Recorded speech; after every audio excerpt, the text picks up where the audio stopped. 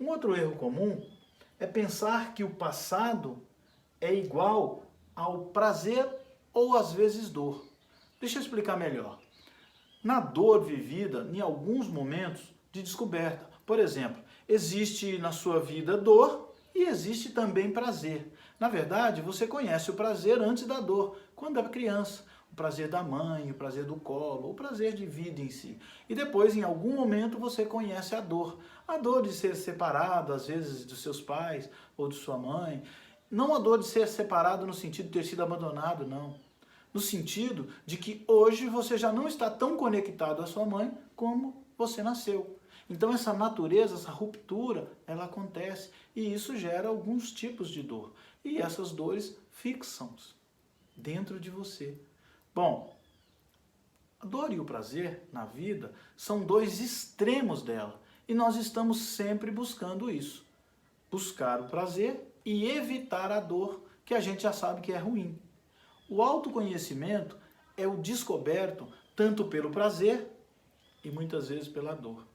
Então funciona assim, quando você vai pelo caminho do prazer, esse caminho é mais raso. Muitas vezes, quando nós estamos vivendo bem e sorrimos e sentimos bem com a situação, a gente não reflete longamente sobre o que está acontecendo, não reflete profundamente sobre isso. E a própria natureza do prazer nos faz sentir rasos. Porque o prazer é bom, mas não traz perigo em si. E aí, isso é da natureza, porque, assim, as suas raízes rasas, cientificamente falando, esse tem um peso 1. Então, mais ou menos funciona assim. Todas as vezes que eu estou no prazer, essa profundidade é 1. Vamos dar esse índice aí só para você entender a comparação.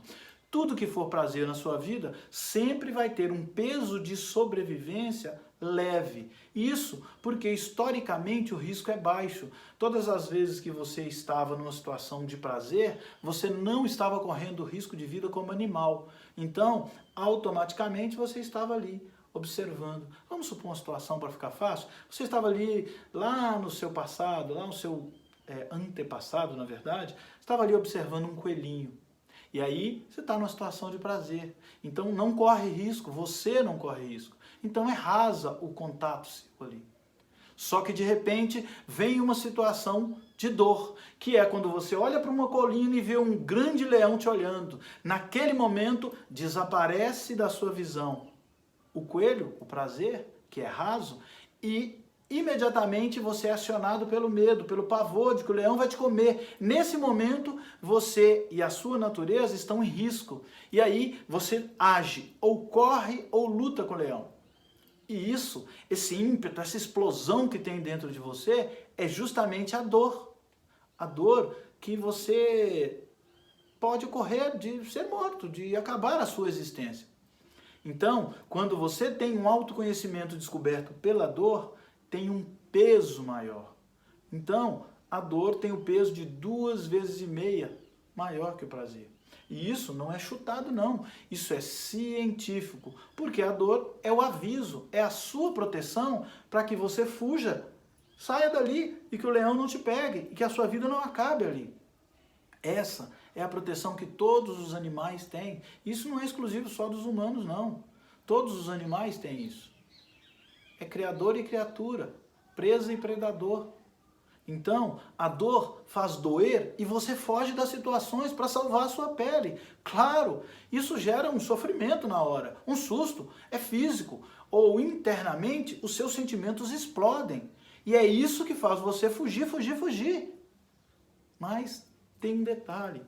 Depois que passa esse sofrimento, essa dor, ela provoca uma marquinha lá em nós.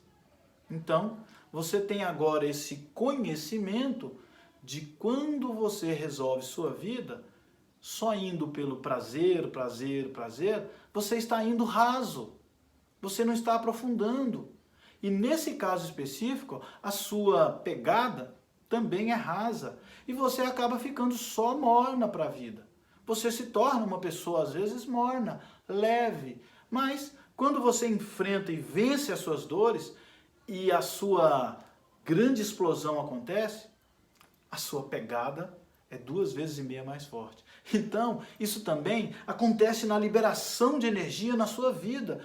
Quando você está assim, nessa explosão, você tem uma liberação de energia de 2,5 vezes mais forte dentro de você, para fazer as coisas que você ama. Então, quando acontece uma coisa ruim e você consegue vencer, você consegue fugir dela, você consegue ter a explosão de 2,5 vezes maior de energia dentro de você.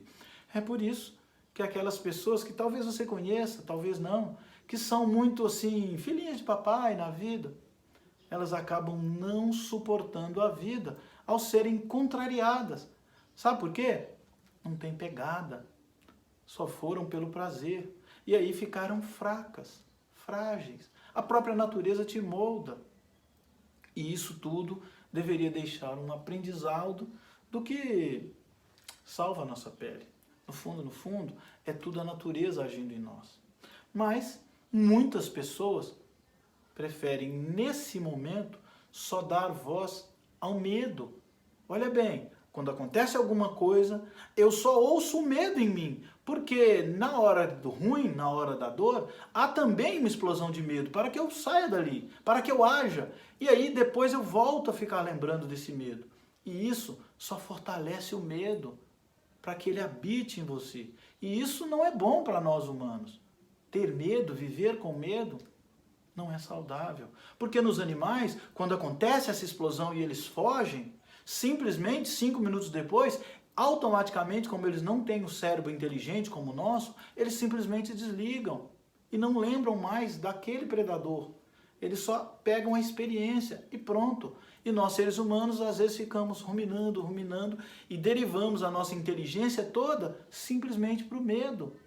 Então, até aqui, tudo na natureza, o medo, claro, ele é importante. Ele existe e salva você. Existe para que todos os humanos e os animais se protejam. O problema é que no caso do ser humano, muitas vezes, nós não desligamos o sensor do medo. E ele nos assombra. E pior, o medo cresce alimentado pelo próprio medo. É o medo que alimenta o medo. Então, você precisa aprender a cortar esse medo. E a simples lembrança de uma situação vivida traz desconforto e maior medo. E daí, voltar ao passado, naquele exato ponto, significa dor, dor, dor. E aí eu fico dor, medo, medo, dor. E ficamos nesse sofrimento e no pavor. E às vezes, não no aprendizado da coisa. E com medo, nós não crescemos. Deixe você descobrir as coisas. Deixe você descobrir as suas limitações. Isso, claro, traz algum desconforto. Mas quando você expõe elas à luz do raciocínio e da sua evolução como pessoa, isso já não é mais um limite para você. Sabe por quê? Porque quem eu me tornei hoje foi graças aos erros e acertos de ontem. E é essencial conhecer e usar os conceitos renovadores para que eu possa evoluir. Então, é muito importante ter em mente que a dor deve passar a você uma sensação de respeito e não de medo. Então, recapitulando, você tem que ter respeito para uma situação que te gerou dor e não medo, pois a dor passa, mas o autoconhecimento fica. O passado é só um espelho, um retrovisor. E um retrovisor no carro, você somente olha assim rapidamente quando você está dirigindo e vai mudar de faixa. Você não pode dirigir o carro olhando só para o retrovisor. Você tem que olhar para frente e seguir em frente. Não é saudável viver assim. Prender-se no que já aconteceu é um dos erros primários de quem busca o autoconhecimento. E muitas vezes esse erro é tão comum que a pessoa sintetizou o sofrimento e fez dele um medo recorrente. Então, em resumo, não deixe que os seus medos definam a pessoa que você é e principalmente quem você vai ser no futuro. Eis aí um dos erros para o autoconhecimento. Vamos ao outro.